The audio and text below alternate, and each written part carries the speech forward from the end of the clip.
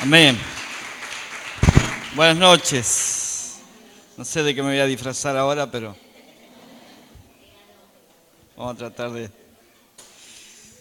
Saben que mi esposa decía o hablaba acerca de exponer la palabra, ¿sí? Y de ser fieles administradores. Algo que el Señor me mostró fuertemente, lo compartí en el congreso allí en Río Grande, el congreso aniversario, y en Bolivia, y donde vamos, comparto esto, aunque sea brevemente, no lo he desarrollado en todos lados, pero sí compartir este concepto que me parece muy importante, porque acá hay un ida y vuelta. De un aspecto, por una parte, nosotros o los que tenemos una responsabilidad de ministrar la palabra debemos ser fieles en la administración de esa palabra, de la gestión de esa palabra, y debemos exponer la palabra, ¿sí? Mucho más que ser predicadores de sermones, los pastores, los líderes, los predicadores, debemos ser expositores de la palabra, ¿sí? Sermones hay demasiados, pero poca exposición de la palabra. Y lo que necesita la iglesia de hoy es exposición de la palabra, ¿sí? Ahora, mírelo del otro lado. El que escucha, ¿sí?, está expuesto a la palabra. O sea, si yo expongo la palabra en esta noche, usted está también expuesto a la palabra. ¿Se entiende? ¿Sí? Y cuando usted está expuesto, yo cualquiera, estamos expuestos a la palabra y la palabra viene a nosotros con revelación, en ese instante nos convertimos en responsables de administrar y gestionar esa palabra que se ha depositado en nosotros. Amén. Entonces tenga en cuenta esto, no sea un consumidor de sermones, por favor. No sea, hay demasiada gente, miles en el mundo, consumidores de sermones lindos que les gusta ir el domingo y salir contentos con el sermón del pastor, qué lindo sermón, pero no asumen la responsabilidad de que cuando se ha depositado una palabra en su vida, son responsables de administrar y gestionar esa palabra para sí mismos y para suministrarla a otros. Amén. Yo quiero partir en esta noche leyendo 1 Corintios 4, 1 y 2, tomo la posta un poquito y voy a continuar con lo que mi esposa estaba hablando. 1 Corintios 4, 1 y 2 dice que todos nos consideren servidores de Cristo, encargados de administrar los misterios de Dios. Ahora bien, a los que reciben un encargo se les exige que demuestren ser dignos de confianza. Hay tres palabras acá importantes: servidores, encargados, y aunque la palabra ahí que se usa es administrar, podemos llevarlo al plano de administradores. Diga conmigo: servidores, encargados, administradores. Eso es lo que el rol que se nos da y la responsabilidad que se nos asigna a los que ministramos la palabra. Y dice el versículo 2 que a los que reciben un encargo, ¿sí?, se les exige. No nos gusta mucho esa palabra, exigir, ¿no? No me gusta que me exijan. Yo cuando lo sienta lo voy a hacer. Anda a bañarte. ¿Se puede decir anda a bañarte? Sí. Muy bien. Entonces, se les exige que demuestren ser dignos de confianza. Amén. La otra versión dice que sean hallados fieles. Fieles administradores. Y algo que también, y tomo acá la posta de lo que decía mi esposa, fieles a nuestra administración solo es posible, o sea, ser fieles a nuestra administración solo es posible bajo el ministerio del Espíritu. No en nuestras fuerzas, sino dependiendo del ministerio del Espíritu Santo para esa tarea. Palabras como administración, escuchamos hoy, crecimiento, edificación de la casa. Son palabras, hermanos, muy importantes que, déjeme decirle, tristemente en nuestras iglesias evangélicas hoy se escucha poco. Se escucha poco estas palabras y son tremendamente importantes para el desarrollo de la obra de Dios. Y quiero anexar una palabra que es la que vamos a desarrollar un poco más en esta noche, que es ser fieles. ¿Pero fieles a qué? Porque decimos, bueno, se exige de los administradores que sean hallados fieles. ¿Fieles a qué? fieles al diseño divino. Diga conmigo, fieles al diseño divino. No es fiel a cualquier cosa. Fieles al diseño divino porque hay un diseño divino.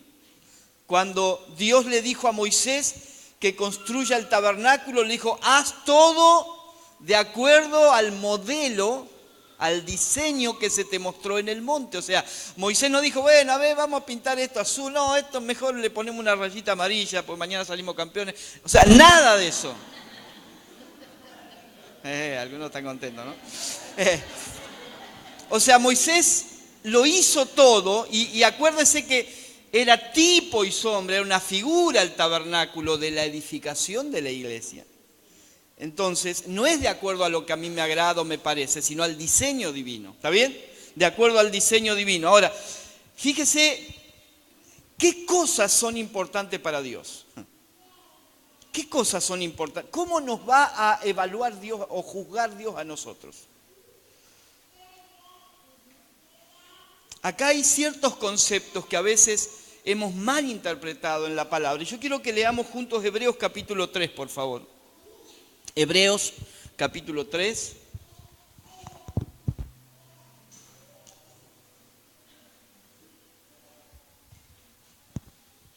Versículo 1. Por lo tanto, hermanos, ustedes que han sido santificados y que tienen parte en el mismo llamamiento celestial, o sea, nosotros tenemos parte en un mismo llamamiento, hemos sido llamados. ¿Quiénes? Todos, diga todos. Consideren a Jesús, apóstol y sumo sacerdote de la fe que profesamos. Él fue fiel, ¿qué fue? Fiel al que lo nombró, como lo fue también Moisés en toda la casa de Dios. De hecho, Jesús ha sido estimado digno de mayor honor que Moisés, así como el constructor de una casa recibe mayor honor que la casa misma. Porque la casa, o toda casa tiene un constructor, pero el constructor de todo es Dios. Moisés fue fiel como siervo en toda la casa de Dios para dar testimonio de lo que Dios diría en el futuro. Cristo, en cambio, es fiel como hijo al frente de la casa de Dios. Y esa casa somos nosotros, con tal que mantengamos nuestra confianza y la esperanza que nos enorgullece. Fíjese que la palabra que más se repite acá es fiel. ¿Cómo juzgó Dios a Moisés? Como un hombre fiel. ¿Cometió errores Moisés? ¿Lo juzgó Dios por sus errores? No. O sea, Dios no se detuvo en los detalles.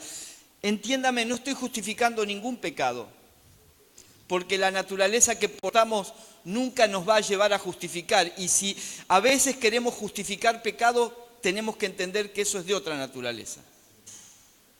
La naturaleza divina nunca nos lleva a justificar pecado, sino que la naturaleza divina siempre luchará contra el pecado. ¿Sí? Pero no estamos hablando de eso, estamos hablando de cómo juzga Dios. Y Dios juzga por la fidelidad en el proceso y el desarrollo de cómo servimos en la casa. Moisés fue fiel en la casa, en toda la casa, como Cristo es fiel en toda la casa. ¿En qué casa? En la casa de Dios. ¿Y cuál es la casa de Dios? Nosotros. Yo estoy tan revelado con hermano, bienvenido a la casa de Dios. Dejate de hinchar. No, este edificio no es la casa de Dios. Cuando alguien le diga, dígale, no es la casa de Dios. Pero uno dice, bueno, es una forma de decir, pero hermano, es una forma de decir que distorsiona, porque si yo creo que el edificio es la casa de Dios, no estoy entendiendo que yo soy la casa de Dios. Y hemos santificado los edificios, ¿sí o no? Hermano, no coma chicle porque estamos en la casa de Dios. Yo lo he escuchado. O sea, tantas cosas absurdas. Bueno, ya vamos a llegar ahí. No me quiero enojar.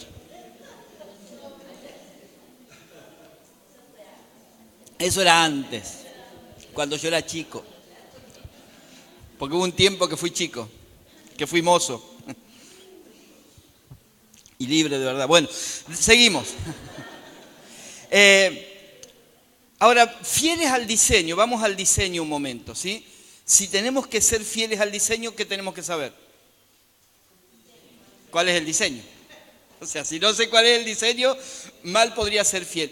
Y acá, y sumando a lo que decía mi esposa, quiero explicarle un poquito por qué venimos hablando lo que venimos hablando. En los últimos años, y no de una manera intencional de parte nuestra, porque cuando comenzamos un poco con esta última etapa, yo no tenía ni idea de lo que vendría, pero sí entendiendo que había una intencionalidad del Espíritu que nos estaba guiando. En el 2014 el Señor nos lleva a hablar sobre la paternidad divina, ¿sí? Sobre la paternidad divina. Hablamos todo el año sobre la paternidad divina. Dios nuestro Padre, nosotros sus hijos. Parece un concepto muy sencillo, uno dice, bueno, Dios Padre, nosotros hijos, está bien, hijo obediente, qué sé yo, pero mucho más no hay para hablar. Un año. Y no nos alcanzó. El siguiente año, 2015, fue año de desarrollo integral, que fue como una continuidad de la paternidad divina, el desarrollo de los hijos. Eso marcó algo muy fuerte en nuestra congregación y en todas las congregaciones que estuvimos hablando de eso, del ministerio nuestro. Y luego en el 2016 el Señor nos llevó a hablar acerca de la supremacía de Cristo. Otra vez no nos alcanzó el año, así que el año siguiente, año pasado, hablamos de posicionamiento. Así que el 2016 fue Cristo en nosotros y en el 2017 fue nosotros en Cristo. Y fue el desarrollo todos los 2 años hablando acerca de la supremacía de Cristo. Y en este año estamos hablando acerca del ministerio del Espíritu. Estos 3 ejes hoy, por eso digo que yo cuando empezamos a hablar de paternidad divina ni sabía que después íbamos a hablar de Cristo y después del Espíritu, sino que lo que iba entendiendo en el momento. Hasta ahí mostraba el Señor, bueno, hasta ahí llegamos, ¿no? Y íbamos esperando, y en esa secuencia, hoy, al mirar hacia atrás, lo que podemos ver es que en el diseño divino, estos 3 aspectos son ejes fundamentales que atraviesan toda la construcción. Paternidad de Dios, hermano, supremacía de Cristo y ministerio del Espíritu Santo, o sea, son 3 verdades fundamentales, fundacionales, básicas, que no pueden faltar en cualquier construcción que tenga que ver con el diseño divino. ¿Estamos de acuerdo con esto? ¿Sí? Creo que todos entendemos esto. Ahora, ¿por qué explico esto? Porque se han dado algunas cosas curiosas en este último tiempo. Alguien me decía un apóstol amigo me decía que otro apóstol y algunos pastores una vez le preguntaron, ¿por qué ustedes hablan tanto de Cristo? ¿What? Pues hablo 2 idiomas yo, ¿no?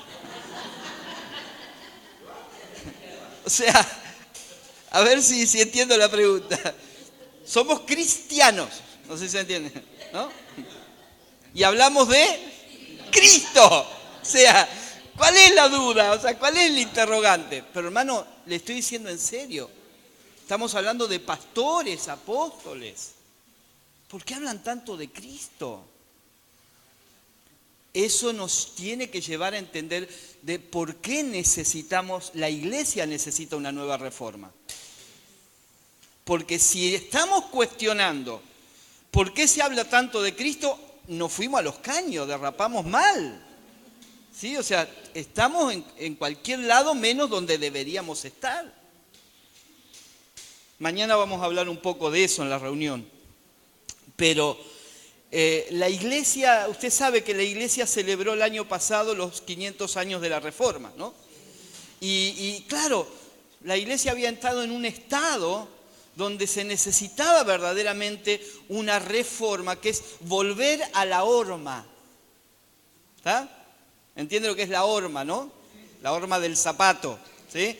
Entonces, volver a la horma, volver a la forma original, y así como la iglesia hace 500 años necesitó una reforma, yo creo que hoy la iglesia necesita.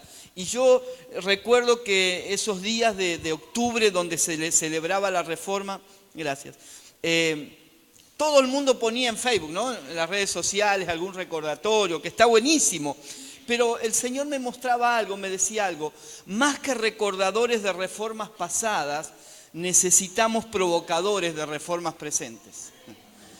Porque ¿de qué me sirve recordar lo que pasó hace 500 años si hoy ya nos desviamos de nuevo de esa realidad?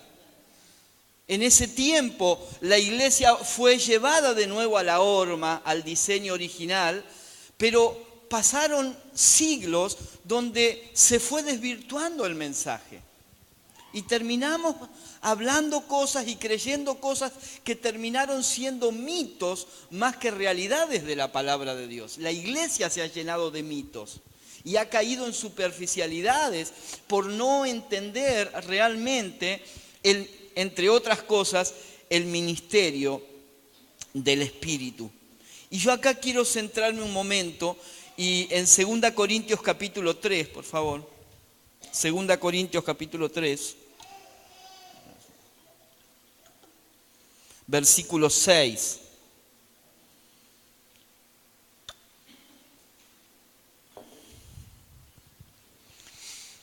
Él nos ha capacitado para ser servidores de un nuevo pacto. Diga nuevo pacto. No el de la letra, sino el del Espíritu. Porque la letra mata, pero el Espíritu da vida. El ministerio que causaba muerte, el que estaba grabado con letra en piedras, fue tan glorioso que los israelitas no podían mirar la cara de Moisés debido a la gloria que se reflejaba en su rostro, la cual ya se estaba extinguiendo. Pues bien, si aquel ministerio fue así, ¿no será todavía más glorioso el ministerio del Espíritu? Si es glorioso el ministerio que trae condenación, ¿cuánto más glorioso será el ministerio que trae la justicia?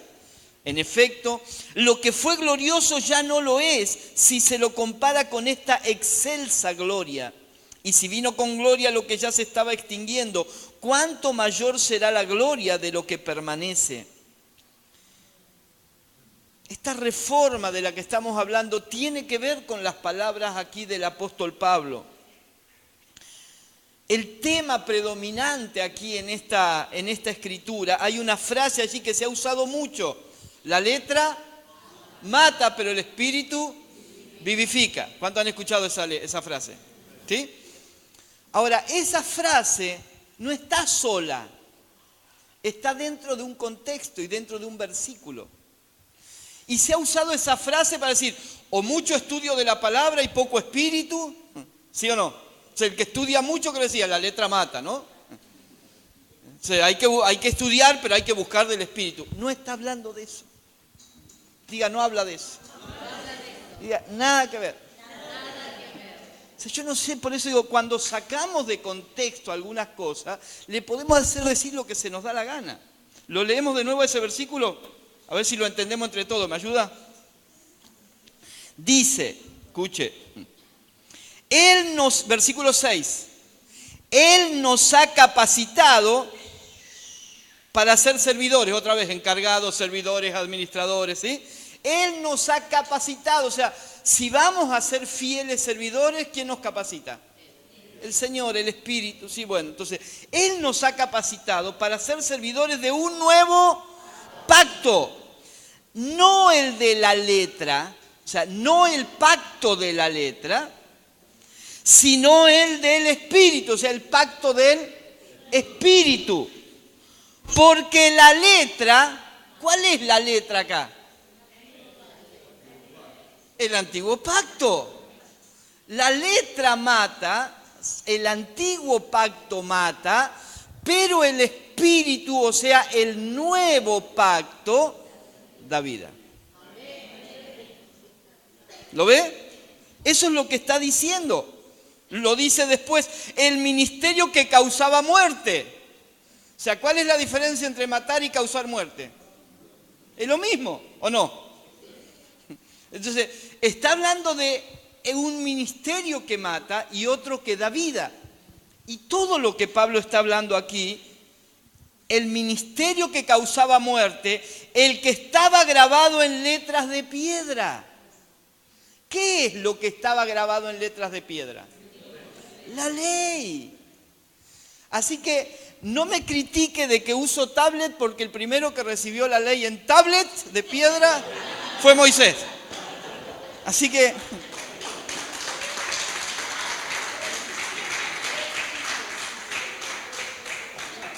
para los que hinchan con el papel, ¿vio? No, que la Biblia de papel. La primera Biblia fue en tablet. Bueno, seguimos. Entonces, el ministerio que causaba muerte, el que estaba grabado en letra, fue tan glorioso que los israelitas no podían mirar la cara de Moisés debido a la gloria que se reflejaba en su rostro, la cual se estaba extinguiendo. O sea, está hablando del antiguo pacto, ¿sí? Si ese fue glorioso, ¿no será más glorioso todavía el ministerio del Espíritu? Entonces, cuando hablamos de ministerio del Espíritu, ¿de qué hablamos? Del nuevo pacto. Y otra vez, a esta misma persona que le preguntaron por qué habla de Cristo, otros le preguntaron, che, ¿por qué ustedes hablan tanto del nuevo pacto? Porque es donde estamos parados. Es el pacto vigente. Es el pacto vigente. Entonces, por eso, ese tipo de preguntas nos muestran lo mal que estamos. O sea, si alguien tiene que preguntar, ¿por qué hablan tanto de Cristo? ¿Por qué hablan tanto del nuevo pacto? Hermanos, estamos para atrás. ¿Sí?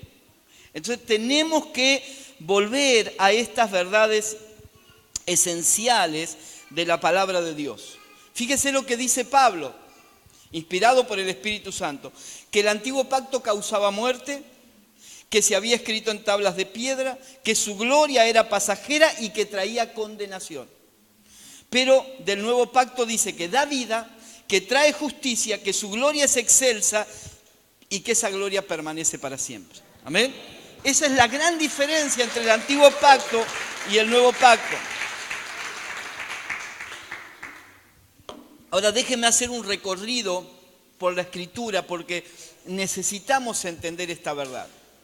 Hermanos, hablar del nuevo pacto no es una moda,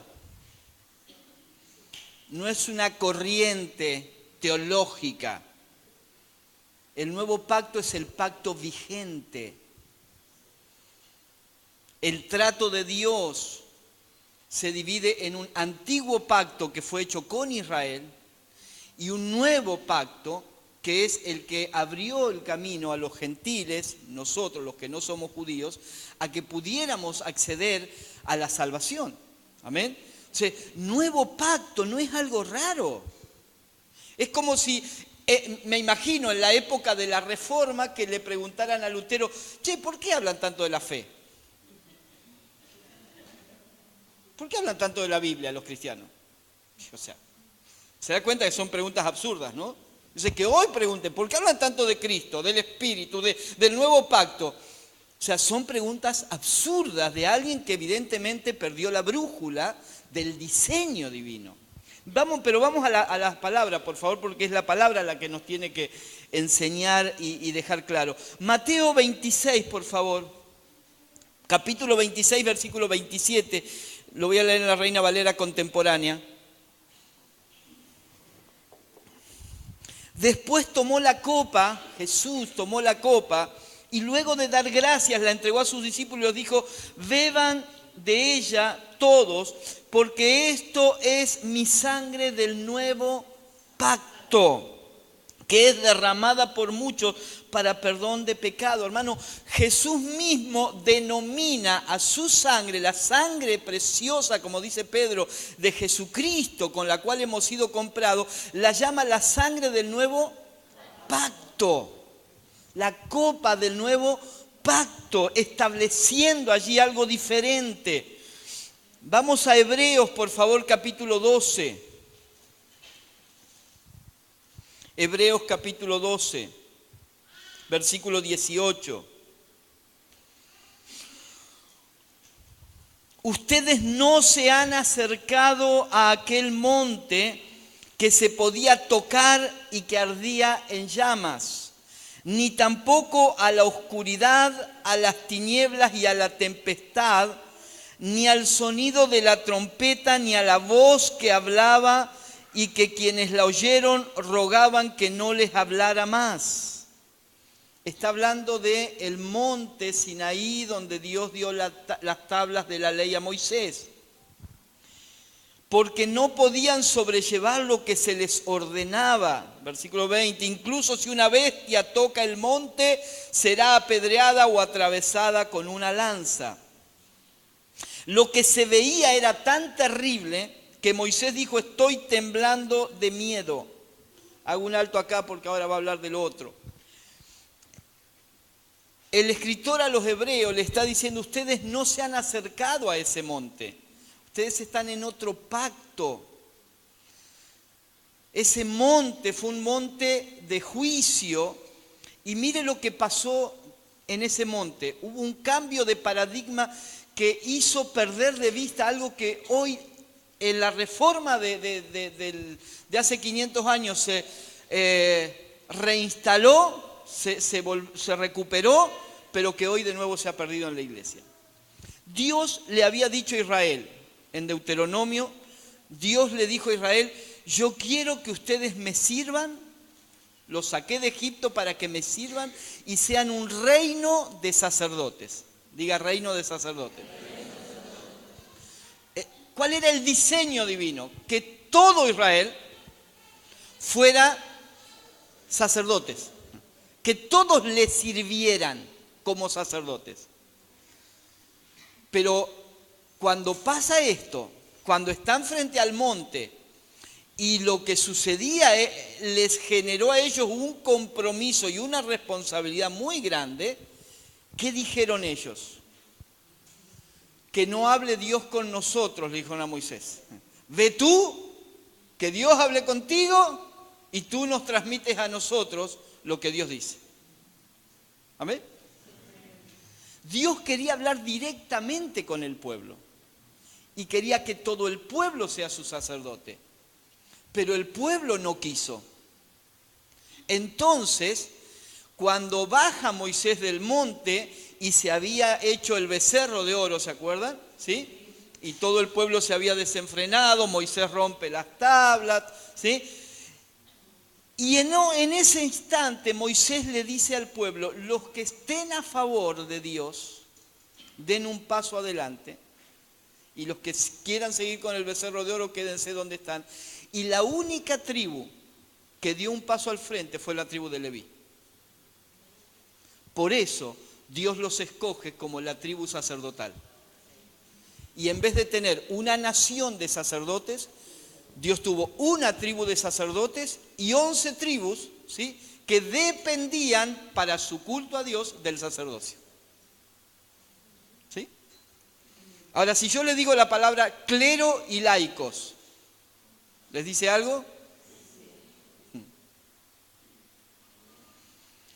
En el siglo 500, mejor dicho, hace 500 años, no el siglo 500, hace 500 años, uno de los postulados de la Reforma, la sola fe, la sola gracia, la sola escritura y el sacerdocio universal de todos los creyentes. Ahora, si usted mira los credos de casi todas las iglesias evangélicas, usted va a encontrar, creemos en el sacerdocio universal de todos los creyentes.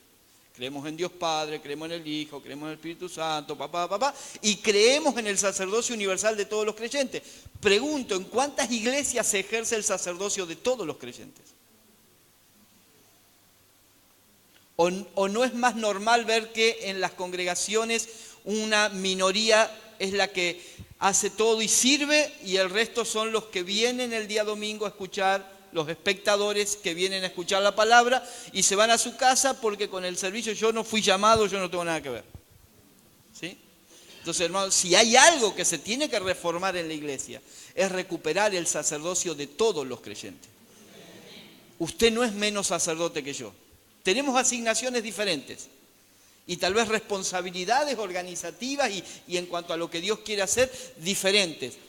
Pero sacerdotes somos todos. No hay clero y laico. Amén.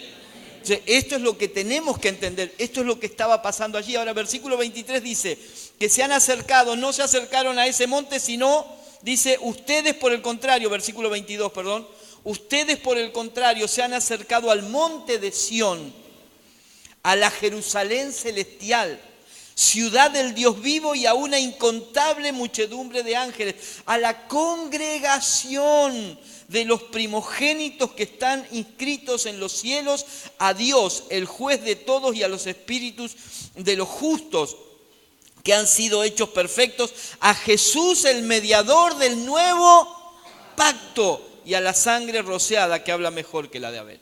Amén. ¿Ven? Todo lo que describió hasta el versículo 22, 21, era antiguo pacto. La ley, las tablas de la ley dadas a Moisés. De ahí en adelante, si ustedes no se acercaron allí, hermano, no tenemos, los gentiles, no tenemos nada que ver con la ley de Moisés. Nada que ver. Nada que ver, porque estamos en el nuevo pacto. Ustedes se han acercado a Jesús, el mediador del nuevo pacto, no a Moisés. 2 Corintios 3:6. Bueno, lo leímos recién, perdón. Pues Él nos hizo ministros competentes del nuevo pacto, no el de la letra, sino el del espíritu.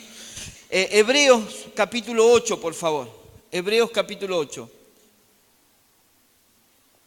Permítame que estoy leyendo bastante Biblia porque lo que quiero, no tenemos tanto tiempo esta noche para desarrollar todo, pero quiero dejar una base sólida, no de lo que yo pienso, sino de la palabra.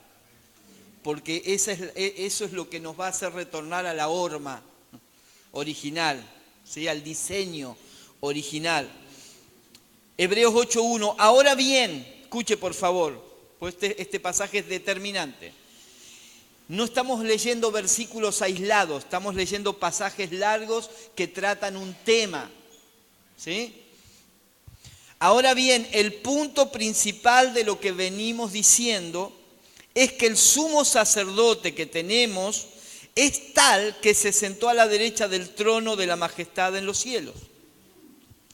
Él es ministro del santuario, de ese tabernáculo verdadero, levantado por el Señor y no por los hombres. Tabernáculo verdadero, levantado por el Señor y no por los hombres. Todo sumo sacerdote es designado para presentar ofrendas y sacrificios. Y por eso es necesario que también tenga algo que ofrecer. Si estuviera sobre la tierra, ni siquiera sería sacerdote, porque aquí ya hay sacerdotes que presentan las ofrendas de acuerdo con la ley. Estos sacerdotes sirven a lo que es más, a lo que no es más. Escuche esto, por favor. Está hablando de los sacerdotes terrenales de Israel. Estos sacerdotes sirven a lo que no es más que modelo y sombra de las cosas celestiales. Diga, modelo y sombra. Todo el antiguo pacto fue modelo y sombra de las realidades espirituales o de las realidades celestiales. Tipo y sombra, o modelo y sombra de las cosas celestiales, tal y como se le advirtió a Moisés cuando iba a levantar el tabernáculo, lo que mencioné hoy. Ten cuidado de hacer todas las cosas según el modelo, diseño que se te ha mostrado en el monte. Ahora escuche. Pero nuestro sumo sacerdote, ¿quién es nuestro sumo sacerdote? Cristo. Ha recibido un ministerio mucho mejor, pues es mediador de un pacto mejor, establecido sobre mejores promesas. Si el primer pacto, el pacto de la ley, el pacto con Moisés, si el primer pacto hubiera sido perfecto, no habría sido necesario un segundo pacto. Pero Dios, al reprocharle sus defectos, dice, vienen días, dice el Señor, en que estableceré un nuevo pacto con la casa de Israel y la casa de Judá. Ese pacto no será semejante al que hice con sus antepasados el día en que los tomé de la mano para sacarlos de la tierra de Egipto, pues ellos no fueron fieles a mi pacto y por eso los abandoné, dice el Señor. Este pacto, o este es el pacto que haré con la casa de Israel después de aquellos días, dice el Señor. Pondré mis leyes en su mente y las escribiré en su corazón. Yo seré su Dios y ellos serán mi pueblo. Ya nadie enseñará a su prójimo ni le dirá a su hermano, conoce al Señor. No está hablando de la enseñanza de la palabra, sino la enseñanza de la persona de Dios, que ya no es una cuestión de enseñanza, sino de experiencia. ¿Está bien? ¿Sí? O sea, cada uno tiene que experimentar. No me sirve tu experiencia para encontrarme con Dios. Cada uno, es algo personal. ¿Sí? Entonces ya nadie enseñará a su prójimo ni le dirá a su hermano, conoce al Señor. Porque todos me conocerán, o sea, todos me podrán experimentar, desde el más pequeño hasta el más grande. Seré misericordioso con sus injusticias y nunca más me acordaré de sus pecados ni de sus iniquidades. Escucha el 13. Al decir nuevo pacto, se ha dado por viejo al primero, y lo que es viejo y anticuado está en vías de desaparecer. O sea, después de leer esto, ¿cómo alguien puede preguntar por qué hablan tanto del nuevo pacto? O sea, la respuesta sería, hermanito, dale la Biblia. O sea, ni lo podemos discutir, ni nos podemos sentar a discutir, andale la Biblia y después hablamos. O sea, porque el nuevo pacto es donde el pacto que nos ofrece salvación.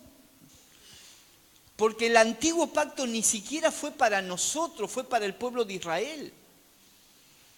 Era para los judíos, no era para nosotros.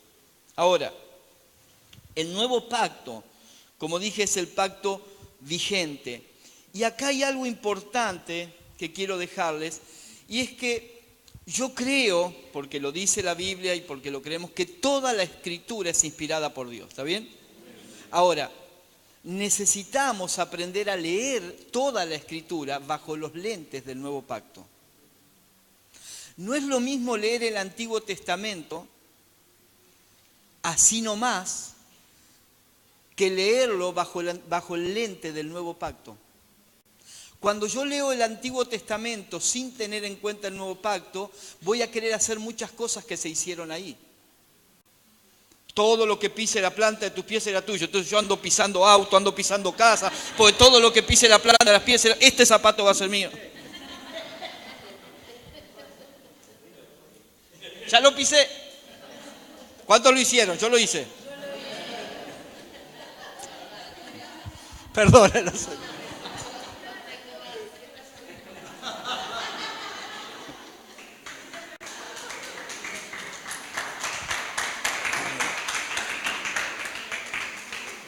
Ahora escuche, yo creo que cuando lo hice con sinceridad, ¿no?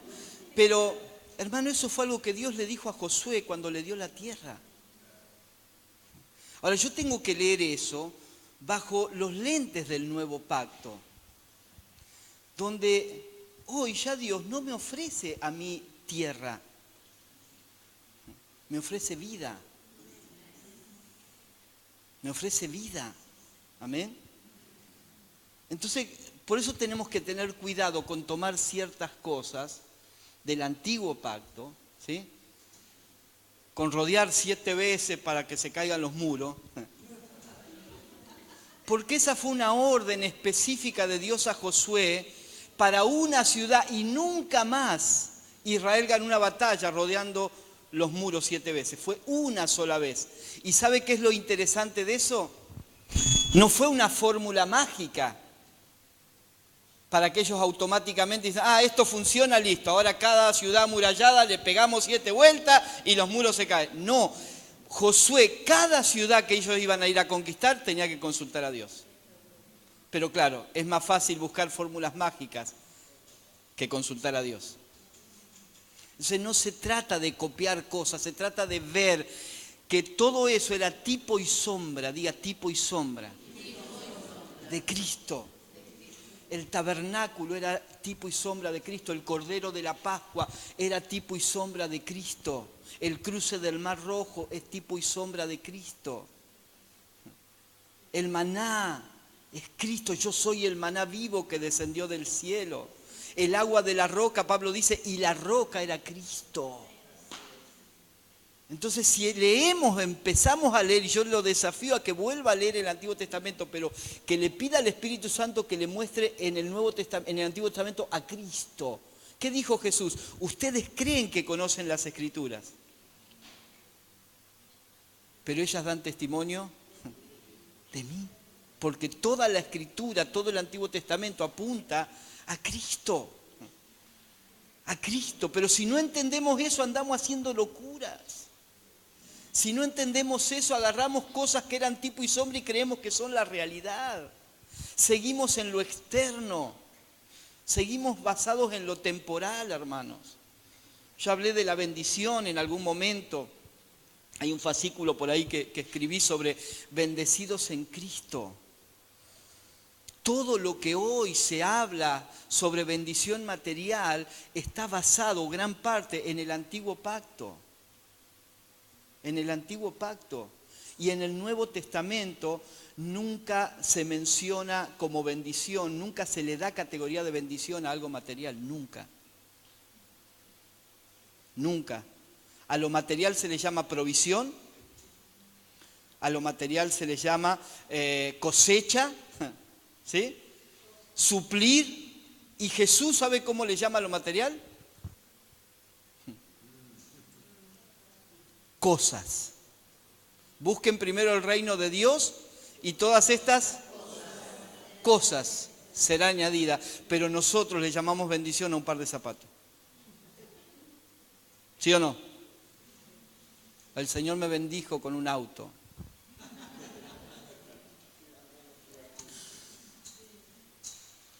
En el Antiguo Testamento, ¿y cuántas veces se ha predicado Deuteronomio, las bendiciones de la obediencia? Pero cortan ahí, porque después siguen las maldiciones de la desobediencia, eso nadie lo predica. Somos unos vivos bárbaros nosotros. Nadie predica eso. Ahora escuchen, lea bien por favor Deuteronomio, donde habla de las bendiciones de la obediencia, y Dios le dice a Israel, si guardares todo lo que dice este libro de la ley sin faltar una palabra de ello, todas estas bendiciones vendrán sobre ti.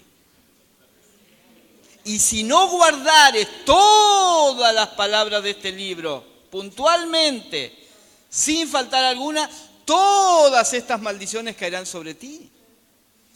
Ahora, eso no es aplicable a nosotros, que estamos en Cristo y que en Cristo fuimos bendecidos ya con toda bendición espiritual en los lugares celestiales, en Cristo. Y esto lleva a una realidad, hermanos. No hay nadie más bendecido que usted. Y no hay nadie menos bendecido que usted. O sea, en Cristo no hay hijos más bendecidos que otros. Puede haber personas más prósperas por distintas razones. Puede haber personas más sanas que otros, con mejor salud que otros. Cuestiones circunstanciales, salud o enfermedad, riqueza o pobreza son circunstanciales, pero bendición de Dios es algo eterno que disfrutamos y por igual todos los que tenemos la vida de Cristo. Amén. Ahora, estas cosas necesitamos entender. Si yo no separo los dos pactos, nunca lo voy a entender. Se me mezclan los tantos. Y no voy a entender realmente. En el antiguo pacto había lugares sagrados, objetos sagrados, vestiduras sagradas, alimentos sagrados. Se ungían los lugares. Dios le dice a Moisés, toma el aceite de la unción y unge el tabernáculo, y unge el lavacro, y unge la mesa de los panes, y unge las vestiduras de los sacerdotes. ¿Sí? Hoy no hay lugares sagrados, porque todo eso era tipo y sombra de Cristo. Y hoy leímos la casa del Señor, somos nosotros. Si hay algo sagrado, somos nosotros, no las vestiduras. Esto no es sagrado. Esto es un mueble. Está lindo, pero un mueble.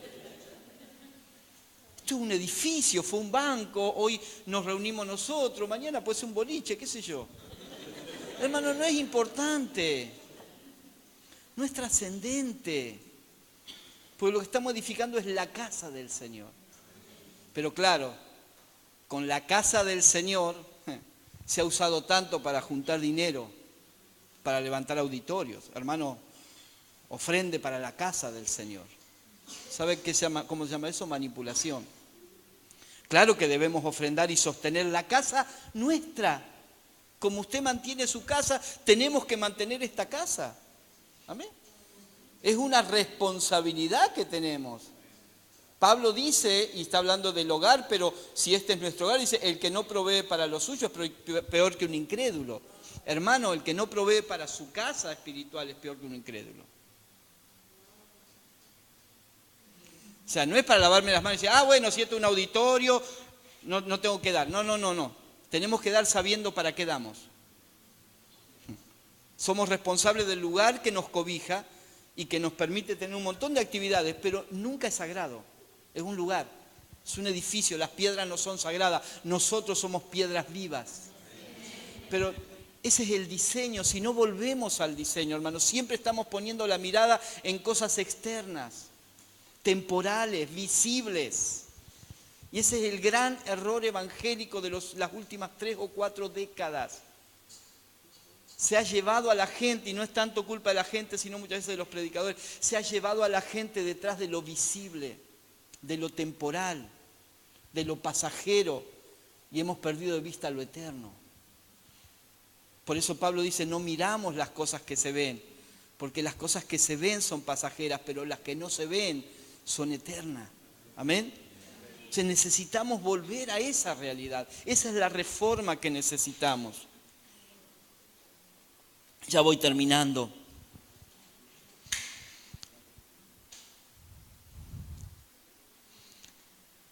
En el antiguo pacto, déjeme terminar con esto.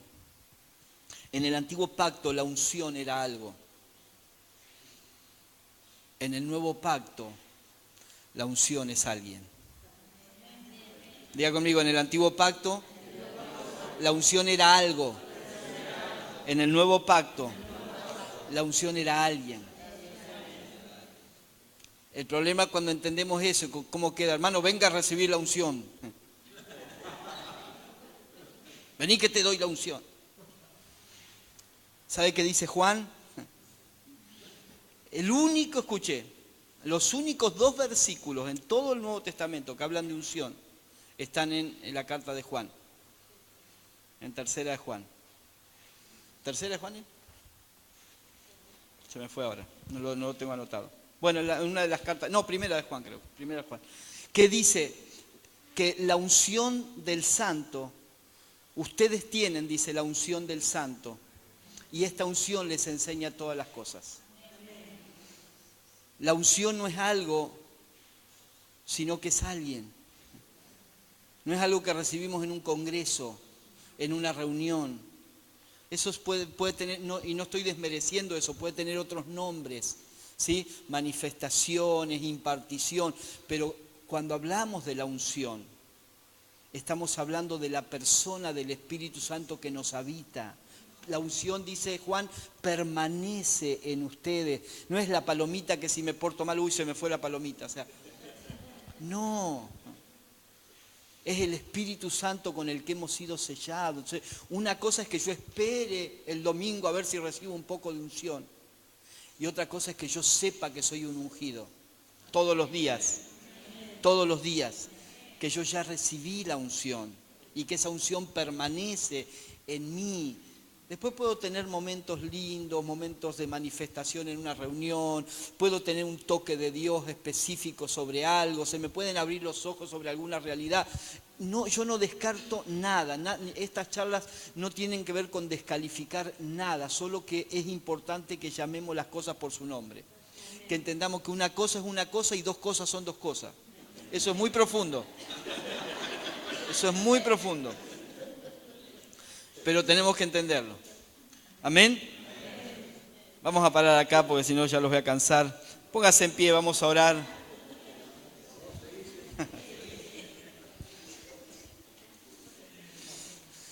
Vamos a orar. Hermanos, necesitamos volver al diseño. Si queremos ser fieles tenemos que entender el diseño. El diseño. Y recuerde esas 3 expresiones que son transversales, Paternidad divina no es un asunto secundario ni de moda, es una realidad permanente. Supremacía de Cristo, Cristo sobre todo, en todos, ¿sí? Es permanente, una verdad permanentemente vigente. Ministerio del Espíritu Santo, igual nuevo pacto. Son verdades permanentes, no son modas, sino que son verdades que sirven como base y fundamento para todo lo que vamos a edificar. Escuchamos hablar de edificación y uno de los aspectos más importantes de toda edificación son las bases. Es el fundamento sólido. Y ese fundamento tiene que estar basado no en costumbres, formas. A veces hemos perdido tanto tiempo con las formas, las costumbres, con el color de las cortinas. ¿De qué te sirve tener las cortinas más lindas si los cimientos están débiles y en cualquier momento se te viene abajo la casa? Entonces, ¿el color de la pintura de la casa es importante? Sí, cuando ya tenés todo lo demás hecho. Cuando estás seguro que no se va a caer. ¿Amén? ¿Me entiende lo que estoy diciendo? Hay cosas que no son malas, de las que podemos hablar, pero necesitamos tener claro el fundamento. Y ustedes este tiempo van a escuchar hablar mucho del nuevo pacto. Y no crea que eso es una moda, una corriente teológica. No, no, no. Es volver al diseño, es volver a la horma, es volver a la forma original, al pacto en el que nosotros hemos sido insertados. Y le puedo asegurar que cuando usted empieza a entender eso, va a leer de otra manera la Biblia, va a evaluar cosas de otra manera, vamos a ver las cosas de una manera totalmente diferente. Eso hace toda la diferencia.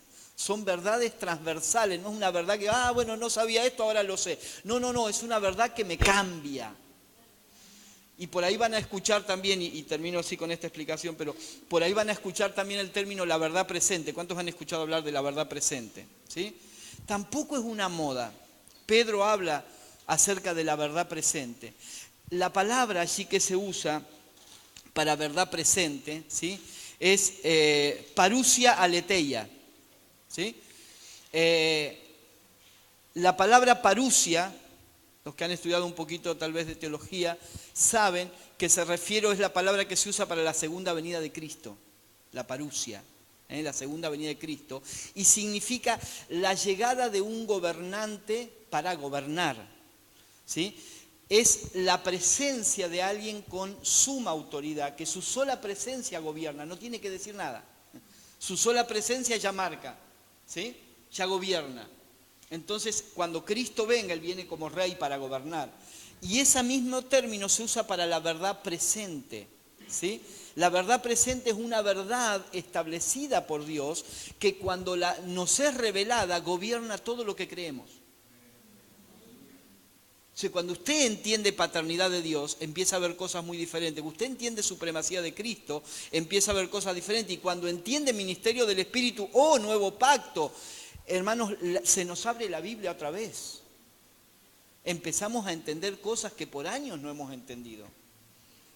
¿Se entiende? ¿Por qué? Porque son verdades muy claras de la palabra, no el invento de nadie, no algo que alguien se imaginó, no, verdades explícitas en la palabra, pero que han cobrado la relevancia que deben tener y que ahora gobiernan aquello que nosotros vamos a pensar, porque son medulares, amén.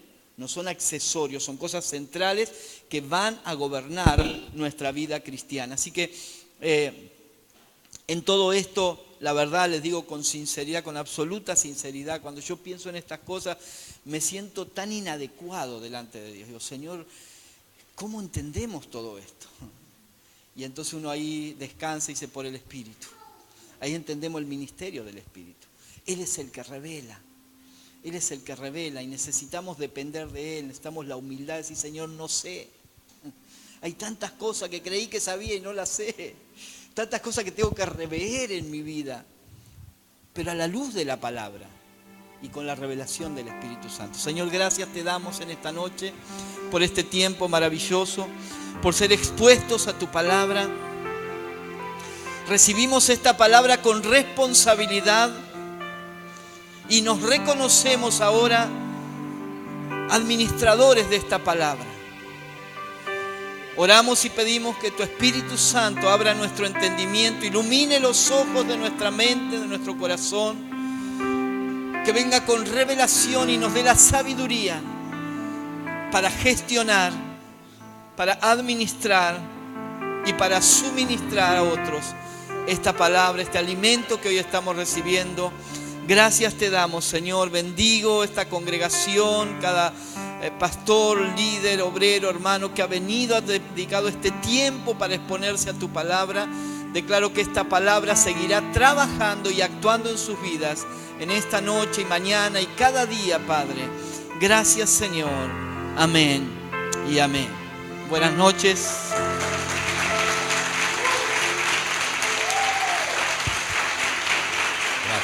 Gracias.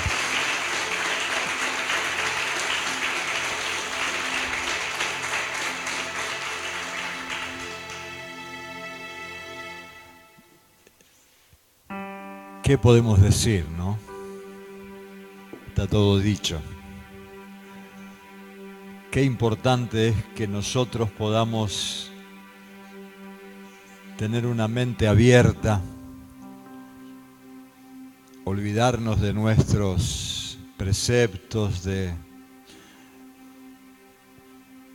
tantas cosas que nos han gobernado por tanto tiempo y que nos sometamos al gobierno de la verdad presente, esta verdad que el Espíritu Santo está revelando a nuestras vidas, ¿no? Para no ser simplemente oidores de la palabra, sino hacedores. Gente que vive lo que predica, ¿no? Gente que vive lo que cree. Aleluya. Hay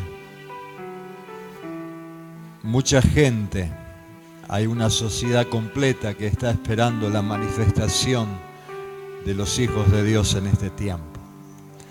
Y nosotros tenemos esta responsabilidad y creo que el Señor nos está dando gracia para entender que cada uno de nosotros en el diseño divino es importante para cumplir con los propósitos y el propósito eterno de Dios, de que toda criatura le conozca a Él, como un día nosotros le conocimos. Aleluya. Aleluya.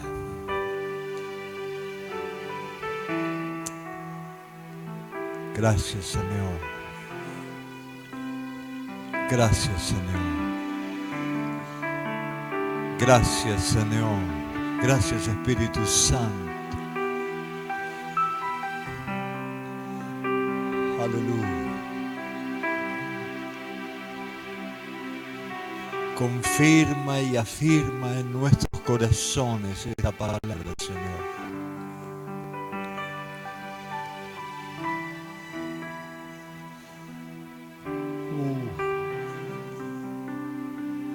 Gracias, gracias. Toma la mano del que está al lado tuyo y decirle, estamos juntos en esto.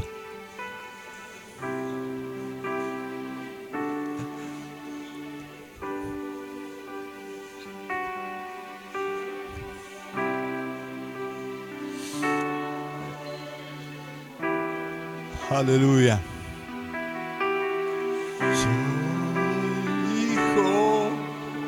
De Dios,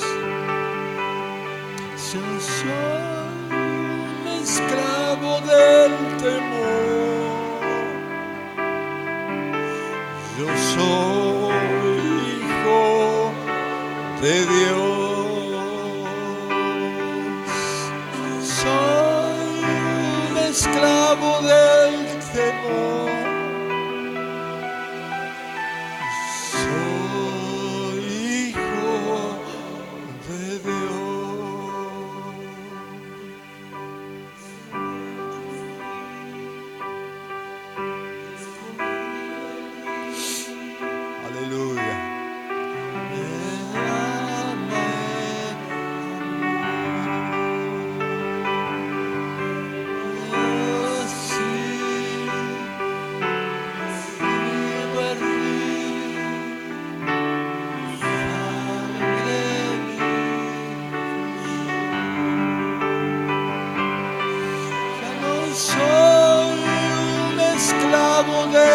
temor. Yo soy hijo de Dios. Ya no soy un esclavo del temor. Yo soy hijo de Dios.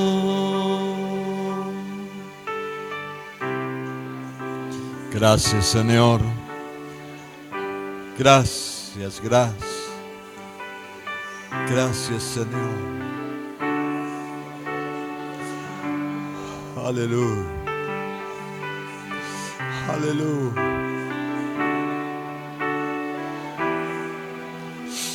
Aleluya.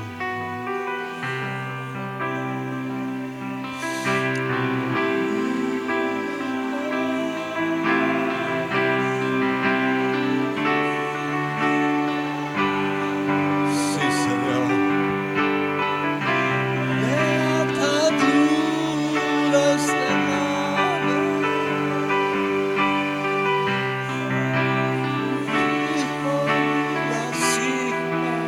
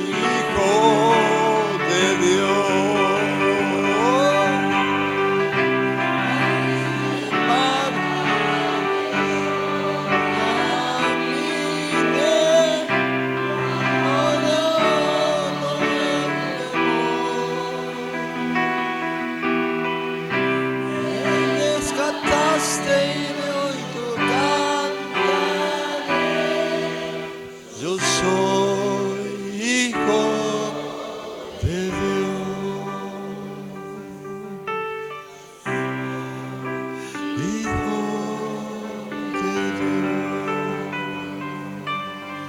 Yo soy hijo de Dios.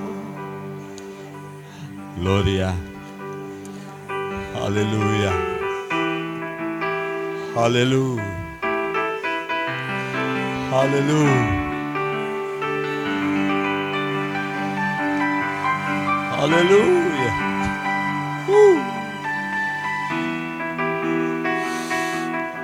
Señor. Señor.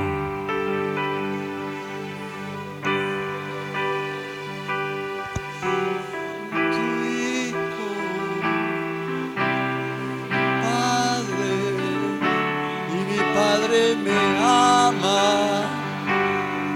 Yo solo sé que yo soy tu hijo y Él es mi Padre me ama. Yo solo sé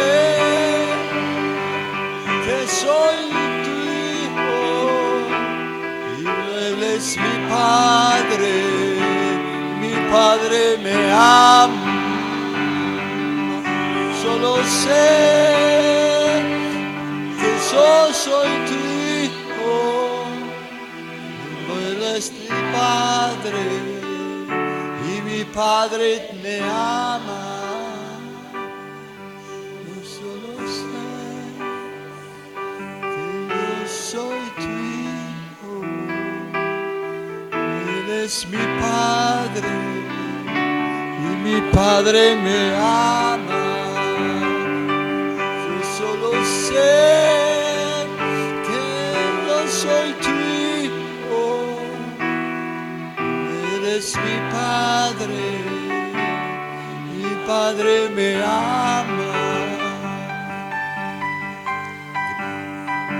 Gracias, Señor. Dale un fuerte aplauso al Señor. Aleluya.